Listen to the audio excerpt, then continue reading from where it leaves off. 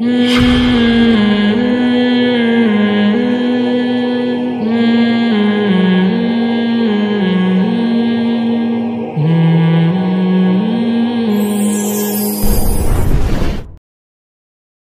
Christmas کا دن ہے اس میں عیسائی حضرات کا دعویٰ ہے کہ اس دن حضرت عیسیٰ علیہ السلام پیدا ہوئے. تو کرسمس کے حوالے سے ہم سب کو ایک بات سوچنی چاہیے کہ حضرت عیسیٰ علیہ السلام کی پیدائش کا مقصد کیا تھا. حق کو دنیا میں واضح کرنا. حضرت عیسیٰ علیہ السلام شراب کو حرام کر کے گئے ہیں. حضرت عیسیٰ علیہ السلام زنا کو حرام کر کے گئے ہیں. حضرت عیسیٰ علیہ السلام والدین کے حقوق بیان کر کے گئے ہیں. تو آپ دیکھیے کہ کیا اس پر حضرت عیسیٰ کی ان تعلیمات پر عمل ہو رہا ہے، یا ایسا تو نہیں ہے کہ صرف ایک دن منایا جا رہا ہے اور حضرت عیسیٰ علیہ السلام کی جو اصل تعلیمات تھیں ان تعلیمات کو بالکل نظر انداز کر دیا گیا ہے. حضرت عیسیٰ علیہ السلام کی تو داڑھی تھی. حضرت عیسیٰ علیہ السلام تو توحید کے علمبردار تھے.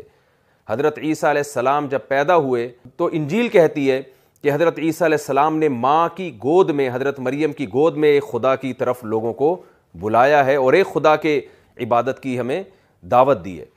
تو کرسمس کے موقع پر ہماری عیسائی برادری کو حضرت عیسیٰ کی ان تعلیمات کے بارے میں بھی غور کرنا چاہیے. کتنی چیزیں ہمارے اور آپ کے درمیان مشترک ہیں. جو دوسرے مذاہب اس کو نہیں مانتے، ہم بھی جنت کو مانتے ہیں، آپ بھی جنت کو مانتے ہیں. ہمارا یقین ہے کہ مرنے کے بعد جو پیغمبروں پر ایمان رکھنے والا ہوگا، نیک عمل کرنے والا ہوگا، اللہ قیامت کے دن اس کو جنت کے باغوں میں داخل کریں گے. بائبل بھی یہی کہتی ہے کہ جنت کہ میں باغات ہیں جہاں نیک لوگوں کو اللہ تعالیٰ داخل کریں گے. دوسرے مذاہب نہیں مانتے اس بات کو. ہم بھی اس بات کو مانتے ہیں کہ جو برے اعمال کرنے والے لوگ ہیں ان کے لیے اللہ نے جہنم کی آگ رکھی ہے، ان کو آگ کا عذاب ہوگا. عیسائیت بھی اس بات کو مانتی ہے. حضرت عیسیٰ کی بھی یہی تعلیمات تھیں. اور آج بھی جو عیسائیوں میں مذہبی ہیں وہ جہنم پر ایمان رکھتے ہیں کہ مرنے کے بعد جو برے لوگ ہیں وہ جہنم میں جائیں گے. ہم بھی تقدیر پر ایمان رکھتے ہیں، آپ بھی تقدیر پر ایمان رکھتے ہیں. ہم بھی فرشتوں پر ایمان رکھتے ہیں، آپ بھی فرشتوں پر ایمان رکھتے ہیں. تو کتنی ساری چیزیں اسلام میں اور عیسائیت میں کامن ہیں.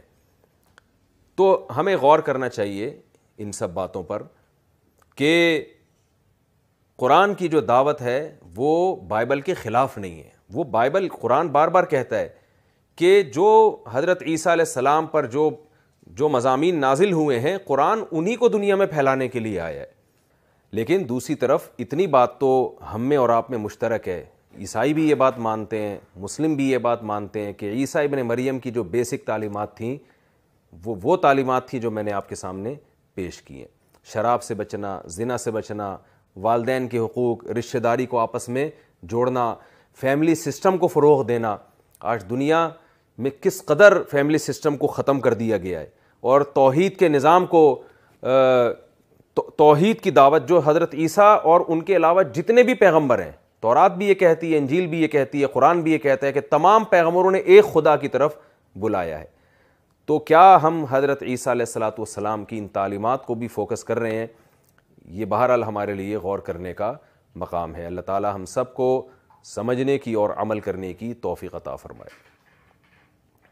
Like, comment, share and subscribe to Mufti Tariq Masood, famous scholar.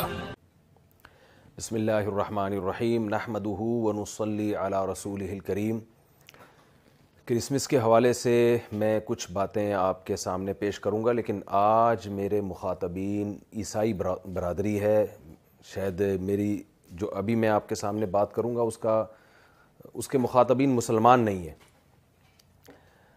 جو ہمارے عیسائی بھائی ہیں ان کا یہ نظریہ ہے کہ حضرت عیسیٰ علیہ السلام 25 دسمبر کو پیدا ہوئے. قطع نظر اس سے کہ یہ نظریہ درست ہے یا غلط ہے، یہ تاریخ ٹھیک ہے یا غلط ہے، وہ اگر ایک دن کو سیلیبریٹ کرتے ہیں اور خوشی کا دن مناتے ہیں تو یہ عیسائیوں کا مسئلہ ہے. ان کا مذہب کیا کہتا ہے وہ جانیں، ان کا مذہب جانیں، ان کا کلچر جانیں. اس سے ہمیں بحث نہیں ہے اور ہمیں اس سے بھی بحث نہیں ہے کون کس مذہب کو فالو کر رہا ہے. لیکن بہرحال ایک انسان اپنے نظریات کو ایک اچھے انداز میں، ایک دعوت کے انداز میں پیش ہر ایک کے سامنے کر سکتا ہے. سامنے والے کی مرضی ہے اسے قبول کرے، اسے مسترد کرے.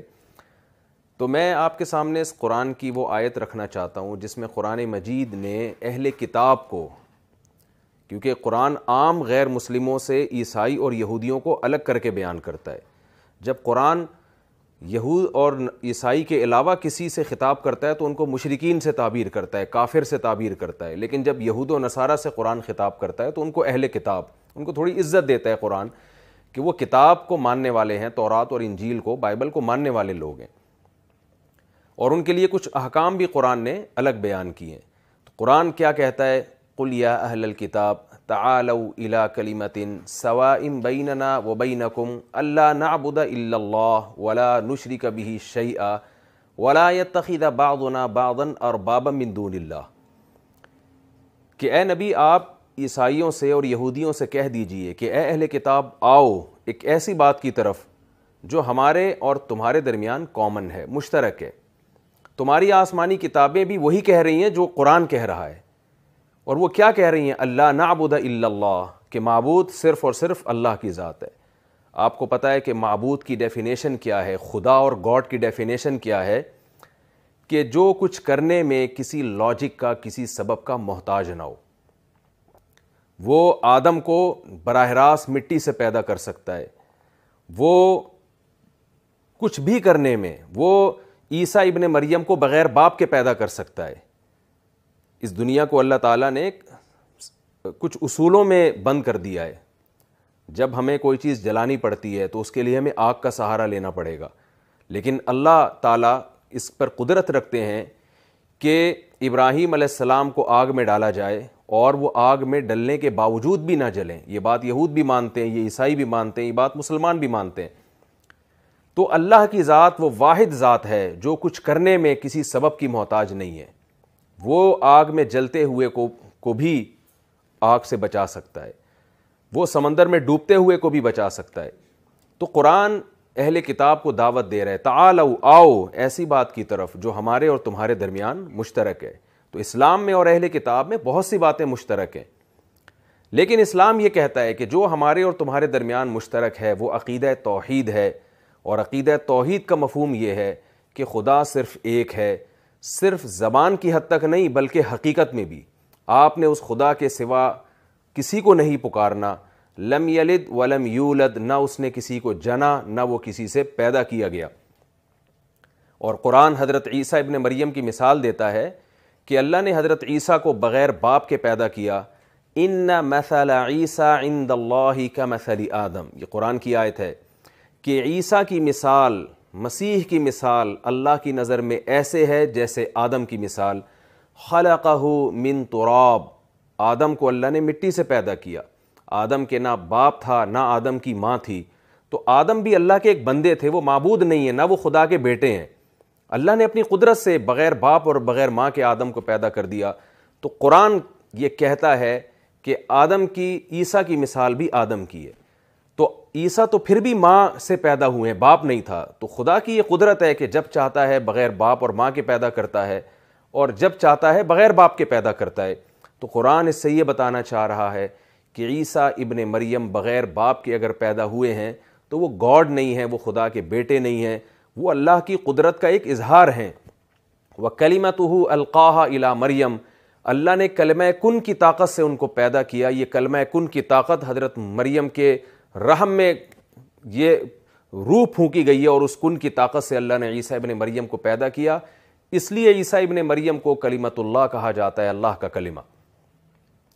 تو الحق من ربک، قرآن کہتے ہیں حق وہ ہے جو تیرا رب بیان کر رہا ہے، فلا تکونن من الممترین، آپ شک کرنے والوں میں ہرگز نہ ہو۔ اور پھر قرآن خصوصیت کے ساتھ اہل کتاب کے بارے میں ایک خوشخبری دیتا ہے اہل اسلام کو، وَلَتَجِدَنَّ أَقْرَبَهُمْ مَوَدَّةً لِّلَّذِينَ آمَنُوا الَّذِينَ قَالُوا إِنَّا نَصَارَىٰ، فرمایا کہ اے نبی آپ اسلام کے سب سے قریب ترین دیکھیں گے جس مذہب کو، وہ کرسچن ہیں، وہ عیسائی لوگ ہیں جو آپ کو اسلام کے سب سے قریب نظر آئیں گے۔ اور آج بھی دنیا میں سب سے زیادہ جو مذہب قبول کرنے والی قوم ہے، اسلام قبول کرنے والی قوم ہے، وہ آج بھی دنیا میں سب سے زیادہ کرسچن ہیں، سب سے زیادہ عیسائی ہیں۔ اور اس کی قرآن وجہ بھی بیان کرتا ہے، ذَلِكَ بِأَنَّ مِنْهُمْ قِسِّيسِينَ وَرُهْبَانًا وَأَنَّهُمْ لَا يَسْتَكْبِرُونَ۔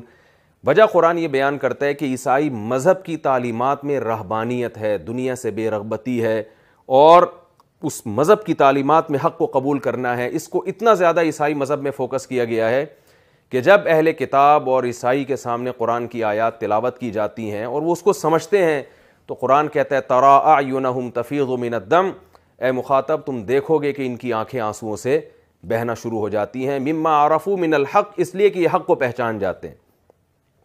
آپ حضرت عیسیٰ علیہ السلام کی شان میں قرآن کی سورہ مریم پڑھیں، کیسے اللہ نے حضرت مریم کو اور حضرت عیسیٰ ابن مریم کو ڈیفائن کیا ہے، اور کیسے ان کی تعریفیں کی ہیں، اور کیسے ان کے معجزات کا ذکر کیا ہے کہ حضرت عیسیٰ ابن مریم کیسے مٹی کا ایک پرندہ بنایا کرتے اور اس میں پھونک مارتے اور وہ اللہ کے حکم سے پرندہ بن کے اڑنا شروع ہو جایا کرتا تھا۔ تو قرآن یہ بیان کرتا ہے کہ عیسائی اسلام کے سب سے زیادہ قریب ہے، اور عیسائی قوم من حیث القوم مسلمانوں سے سب سے کم دشمنی رکھنے والی قوم ہے۔ اس کی ایک وجہ بھی بیان، یعنی اس کی ایک عقلی لاجک بھی ہے، وہ یہ ہے کہ عیسائی حضرت عیسیٰ ابن مریم پر بھی ایمان رکھتے ہیں اور موسیٰ علیہ السلام پر بھی ایمان رکھتے ہیں، جبکہ یہودی حضرت عیسیٰ علیہ السلام کے منکر ہیں۔ تو یہ ٹھیک ہے کہ عیسائی حضرت محمد صلی اللہ علیہ وسلم کی نبوت کا انکار کرتے ہیں، لیکن ہماری رائے میں عیسائی ایک نبی کا انکار کر رہے ہیں، باقی تمام پیغمبروں کو مان رہے ہیں۔ اس کے مقابلے میں یہودی عیسیٰ ابن مریم کا بھی انکار کرتے ہیں، محمد صلی اللہ علیہ وسلم کا بھی انکار کرتے ہیں، تو وہ اسلام سے نسبتاً دور ہیں۔ اور یہود اور عیسائی کے علاوہ دنیا میں جتنے مذاہب ہیں وہ کسی بھی پیغمبر کا اقرار نہیں کرتے، تو اسلام سے اور زیادہ کنارے پر کھڑے ہوئے ہیں۔ تو قرآن یہ دعوت دیتا ہے کہ مجھے پڑھو، مجھے سمجھو، اور میں تمہیں حقیقی توحید کی طرف بلا رہا ہوں۔ تو ہم سب کو چاہیے کہ ہم حق کو پہچاننے کی کوشش کریں۔ میری بھی یہ ذمہ داری ہے کہ جہاں مجھے حق نظر آتا ہے میں اس کو فالو کروں۔ ہماری عیسائی برادری کی بھی یہ ذمہ داری ہے کہ جہاں ان کو حق نظر آتا ہے وہ اس کو فالو کریں۔ ہندوؤں کی بھی یہ ذمہ داری ہے کہ جہاں اس کو حق نظر آتا ہے وہ اس کو فالو کرے، کیونکہ قیامت کے دن کوئی کسی قومیت کی بیس پہ اس کی بخشش نہیں ہوگی۔ قیامت کے دن بخشش اس پر ہوگی، قیامت کے دن اجر اس پہ ملے گا کہ کس نے حق کو فالو کیا اور کس نے حق کے راستے کو چھوڑا۔ میں اللہ تعالیٰ سے دعا کرتا ہوں کہ اللہ تعالیٰ ہم سب کو حق کے راستے پر چلنے کی توفیق عطا فرمائے، اور باطل راستوں سے اللہ ہم سب کو بچنے کی توفیق عطا فرمائے۔